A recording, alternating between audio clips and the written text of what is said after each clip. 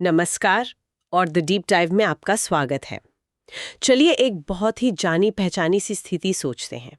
रात के 11 बजे हैं, सामने मोटी मोटी किताबें खुली हैं और इम्तिहान बस आने ही वाले हैं। पर दिमाग है कि कुछ अंदर लेने को तैयार ही नहीं। आंखें भारी हो रही हैं। हर पैराग्राफ पढ़ना एक पहाड़ चढ़ने जैसा लग रहा है। पढ़ाई करते वक्त नींद आना शायद हर छात्र की सबसे बड़ी दुश्मनों में से एक है। तो आज हमारे पास सचेत रहने के लिए अध्ययन रणनीतियां नाम से कुछ काफी दिलचस्प नोट्स हैं और हम इन्हीं के जरिए इस समस्या की तह तक जाएंगे।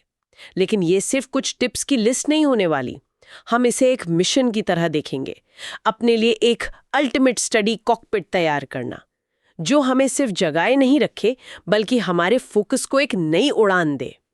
ठीक है, चलिए इसे खोल कर देखते हैं। स्टडी कॉकपिट, ये शब्द मुझे बहुत पसंद आया। बिल्कुल सही है, क्योंकि आज हमारा मिशन सिर्फ नींद से लड़ना है ही नहीं। वो तो मतलब एक हारी हुई बाजी है। असली जीत तो तब है जब हम एक ऐसा सिस्टम बना लें, एक ऐसा माहौल जहां नींद हम पर हावी ही ना हो पाए। ये नोट्स हमें असल में यही सिखाते हैं। ये नींद को दुश्मन समझने के बजाय अपनी एकाग्रता और ऊर्जा को कंट्रोल करने का विज्ञान है। इसमें हमारा कमरा, हमारे पढ़ने का तरीका, हमारा खान पान, सब कुछ एक दूसरे से जुड़ा है। बिल्कुल। तो इस स्टडी कॉकपिट को बनाने की शुरुआत कहाँ से करें? जाहिर है, पहले तो हमें कॉकपिट का ढांचा ही तैयार करना होगा, मतलब हमारा माहौल। नोट्स में जो पहली बात कही गई है वो है तेज रोशनी। ये तो सुनने में सीधी सी बात लगती है, पर क्या इसका असर वाकई इतना ज्यादा होता है? बहुत ज्यादा और बहुत गहरा असर होता है। इसके पीछे का विज्ञान जो है वो हमारी बायोलॉजिकल क्लॉक से जुड़ा है। हमारे दिमाग में एक छोटा सा हिस्सा होता है जो रोशनी और अंधेरे के लिए बहुत ज्यादा सेंसिटिव होता है। जब आंखों पर तेज रोशनी पड़ती है तो दिमाग को सिग्नल मिलता है कि ये दिन का वक्त है, जागने का, काम करने का वक्त, और वो फौरन मेलेटोनिन नाम के स्लीप हार्मोन का प्रोडक्शन बंद कर देता है। अच्छा। और जैसे ही रोशनी धीमी होती है, दिमाग को लगता है कि रात हो गई है और वो मेलेटोनिन बनाना शुरू कर देता है, जिससे हमें नींद आने लगती है। तो एक स्टडी लैम्प की तेज रोशनी सिर्फ कमरे को रोशन नहीं करती, वो सीधे आपके दिमाग के स्विच को ऑन मोड में डाल देती है। वाह, मतलब ये एक तरह का बायो हैक हो गया। रोशनी वाली बात तो समझ में आती है, लेकिन नोट्स में एक और बात है जिसने मुझे थोड़ा सा चौंकाया है। कमरे को थोड़ा ठंडा रखना। ये तो मुझे बड़ा अजीब लगा। आमतौर पर तो हम सोचते हैं कि पढ़ाई के लिए एक आरामदायक, कोजी, गर्म जगह होनी चाहिए। तो क्या आराम और एकाग्रता में कोई दुश्मनी है? दुश्मनी नहीं है, लेकिन दोनों का काम अलग अलग है। सोचे कि हमारा शरीर हजारों सालों से कैसे विकसित हुआ। एक गर्म और आरामदायक माहौल का मतलब था गुफा सुरक्षित है, अब आराम करो। हमारा शरीर गर्मी को आराम से जोड़ता है। इसके उलट थोड़ा ठंडा माहौल शरीर को सतर्क रहो मोड में डालता था। अच्छा। तो हम आज भी उसी बायोलॉजिकल प्रोग्रामिंग का इस्तेमाल अपनी एकाग्रता बढ़ाने के लिए कर सकते हैं। एक थोड़ा ठंडा कमरा शरीर को ढीला नहीं पड़ने देता, उसे हल्का सा अलर्ट रखता है। पर इसमें खतरा नहीं है कि कहीं ज्यादा ठंडा हो जाए और ध्यान पढ़ाई से हटकर ठंड पर चला जाए? बिल्कुल, आपने बहुत सही सवाल पूछा। इसका यह मतलब नहीं कि आप कांपते हुए पढ़ें। इसका मतलब है कंफर्टेबल और कोजी के बीच का एक संतुलन ढूंढना। तापमान इतना हो कि आपको हल्की ताजगी महसूस हो, आलस नहीं। और इसी से जुड़ा एक और क्लासिक नियम है जिस पर नोट्स में बहुत जोर है: बिस्तर पर पढ़ाई ना करें। मुझे यकीन है सलाह सबने सुनी होगी। ते भी हैं। मैं तो कॉलेज के दिनों में हमेशा रजाई में घुसकर पढ़ती थी और नतीजा 10 मिनट के अंदर किताब मेरे चेहरे पर और मैं सपनों की दुनिया में। बिल्कुल। अब समझ आया कि मेरा बिस्तर मेरे दिमाग को सोने के लिए प्रोग्राम कर रहा था। बिल्कुल सही। ये एक मनोवैज्ञानिक जुड़ाव है जिसे कंडीशनिंग कहते हैं। अगर आप रोज अपने बिस्तर को सिर्फ सोने के लिए इस्तेमाल करते हैं तो आपका दिमाग उस जगह को नींद से जोड़ लेता है। हाँ, फिर जब आप वहां किताब लेकर बैठते हैं तो दिमाग कंफ्यूज हो जाता है। वो अपना पुराना पैटर्न, मतलब नींद वाला सिग्नल भेजना शुरू कर देता है। इसीलिए एक समर्पित स्टडी टेबल और सीधी पीठ वाली कुर्सी इतनी जरूरी है। ये आपके दिमाग को ट्रेन करती है कि भाई ये जगह काम के लिए है। और हाँ, ताज़ी हवा के लिए अच्छा वेंटिलेशन भी उतना ही जरूरी है। बंद कमरे में क्या होता है, कार्बन डाइऑक्साइड का लेवल बढ़ जाता है, जिससे दिमाग सुस्त होने लगता है। ठीक है, तो हमारा स्टडी कॉकपिट का ढांचा तैयार है। तेज रोशनी, थोड़ा ठंडा तापमान, एक डेडिकेटेड डेस्क और ताज़ी हवा। अब जब हम इस कॉकपिट में बैठ गए हैं तो सवाल ये है कि जहाज उड़ाना कैसे है? सिर्फ पन्ने पलटना तो काफी नहीं होता है। नोट्स कहते हैं कि इसका जवाब निष्क्रिय होने के बजाय सक्रिय होने में है। बिल्कुल। पैसिव रीडिंग मतलब बस पढ़ते जाना, वो तो नींद को खुला न्योता देने जैसा है। जब आप सिर्फ आंखों से अक्षरों को स्कैन कर रहे होते हैं तो दिमाग को ज्यादा मेहनत नहीं करनी पड़ती और वो आसानी से सो जाता है। सक्रिय अध्ययन का मतलब है दिमाग को काम पर लगाना, उसे चुनौती देना, और इसका सबसे आसान तरीका है जोर जोर से पढ़ना। ये दिलचस्प है। कई लोगों को ये थोड़ा बचकाना लग सकता है, लेकिन इसके पीछे क्या लॉजिक है? लॉजिक ये है कि आप अपनी एक से ज्यादा इंद्रियों को, मतलब सेंसेस को, काम पर लगा रहे हैं। आप सिर्फ देख नहीं रहे, आप बोल भी रहे हैं और फिर अपनी कानों से सुन भी रहे हैं। ये जो मल्टी सेंसरी एंगेजमेंट है ना, ये दिमाग को बिजी रखता है, उसके पास भटकने का टाइम ही नहीं बचता। और इसी से जुड़ा एक और सुझाव है हाथ से नोट्स बनाना या माइंड मैप तैयार करना। आज के डिजिटल जमाने में ये थोड़ा ओल्ड फैशन लग सकता है, लेकिन मैंने खुद महसूस किया है कि जब मैं हाथ से कुछ लिखती हूँ तो वो चीजें ज्यादा याद रहती हैं। क्योंकि लिखने का जो फिजिकल एक्शन है ना, वो दिमाग के लिए एक जबरदस्त कसरत है।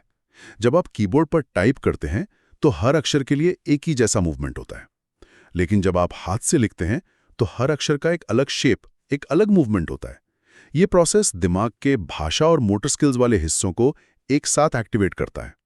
आप सिर्फ जानकारी कॉपी नहीं कर रहे होते, आप उसे अपने दिमाग में फिर से बना रहे होते हैं। नोट्स में एक तकनीक का जिक्र है जो मुझे बहुत पसंद आई, सारांश बनाओ और सिखाओ।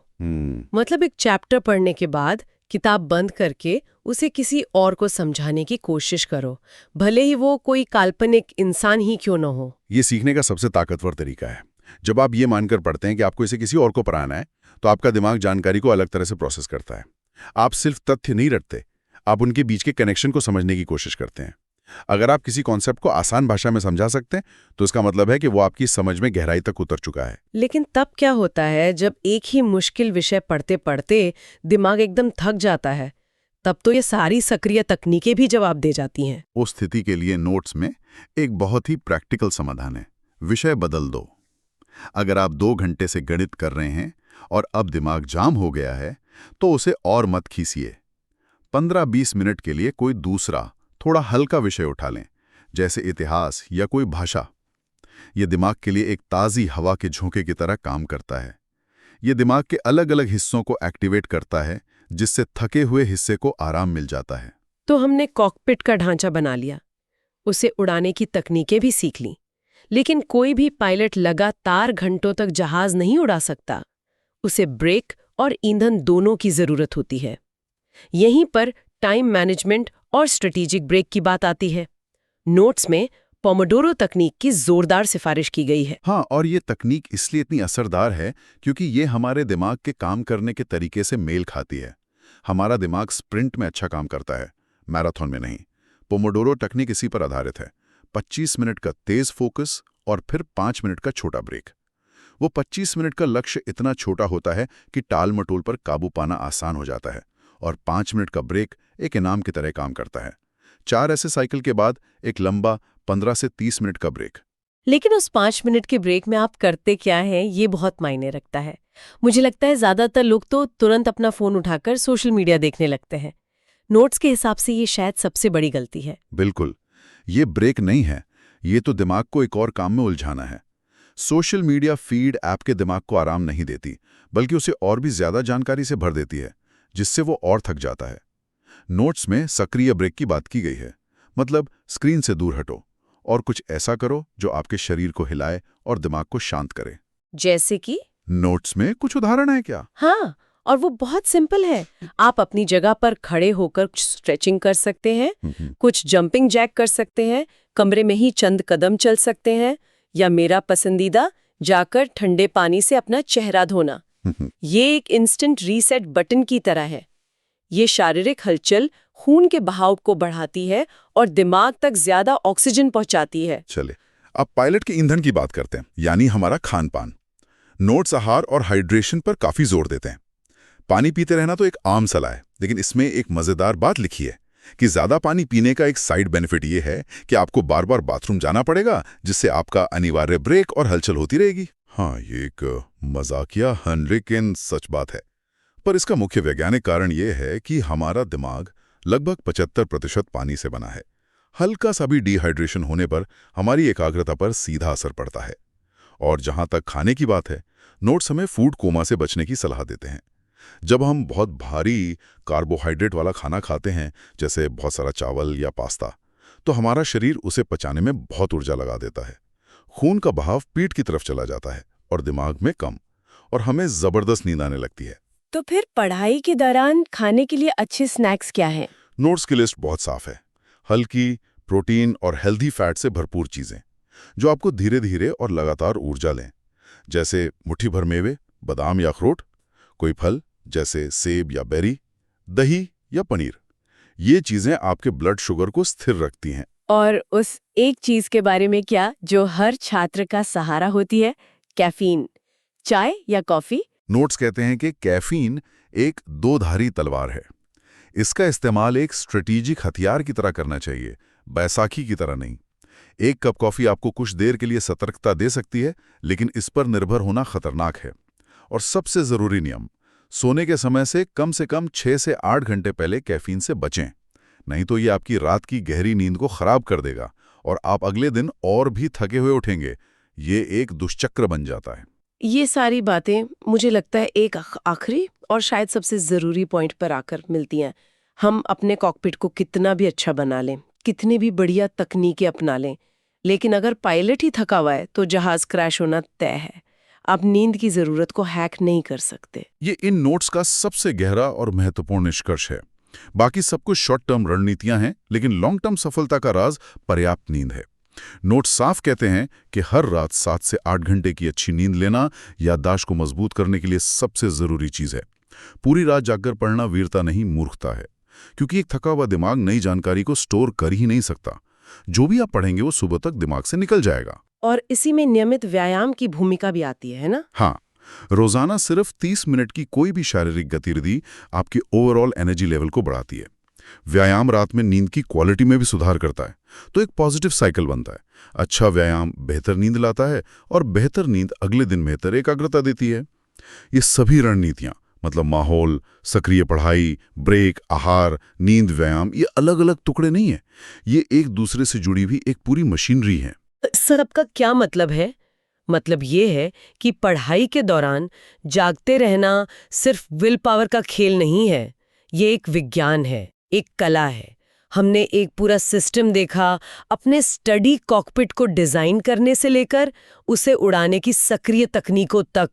ये कुछ अलग थलग टिप्स का संग्रह नहीं है, बल्कि एक पूरी जीवन शैली है। और यहाँ आकर्षक बात यह है कि असली लक्ष्य कभी भी नींद से बचना था ही नहीं। लक्ष्य तो निरंतर सतर्कता और उच्च गुणवत्ता वाले फोकस की एक स्थायी स्थिति बनाना है। एक ऐसी मानसिक अवस्था जिसमें सीखना और याद रखना आसान हो जाता है, बोझ नहीं लगता। नींद से लड़ना ऐसा है जैसे आप नदी के बहाव के खिलाफ तैरने की कोशिश कर रहे हो। आप थोड़ी देर संघर्ष करेंगे, लेकिन अंत में थक कर हार जाएंगे। सतर्कता के लिए अपनी आदतों को अनुकूलित करना नदी के बहाव के साथ तैरने जैसा है। कम मेहनत में ज्यादा दूर तक पहुंचते हैं।